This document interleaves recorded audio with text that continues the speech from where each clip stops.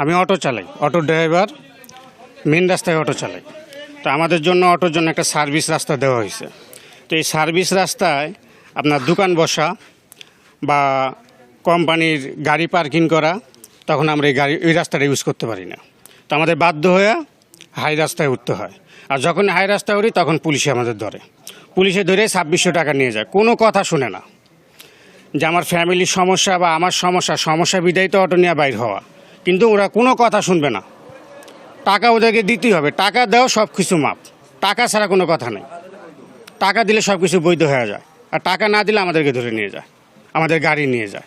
তো আমরা চাই এই সড়কে এই চাঁদাবাজিগুলো বন্ধ হোক। এটা ওপেনে চাঁদাবাজি, ওপেনে চলতেছে, এটা গোপনে না, ওপেনে কেউ করতেছে পোশাক ছাড়া, আর ওনারা করতেছে পোশাক পইরা। যেহেতু হাই রোডে আমাদের নিষেধ আছে, সেখানে আমরা যাব না, কিন্তু আমরা রোডটা ক্লিয়ার করে দেব।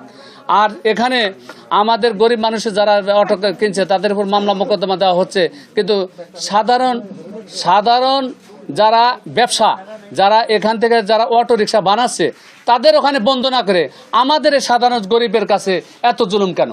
এটা আমরা এখান থেকে আমরা জোরালো দাবি জানাচ্ছি যে প্রশাসন যারা দেখতে আছে তারা আমাদের এই অটোরিকশা চালককে আর যেন ডিস্টার্বটা না করা হয়। যদি ডিস্টার্ব করা হয় তাহলে আমরা আন্দোলনে যাব।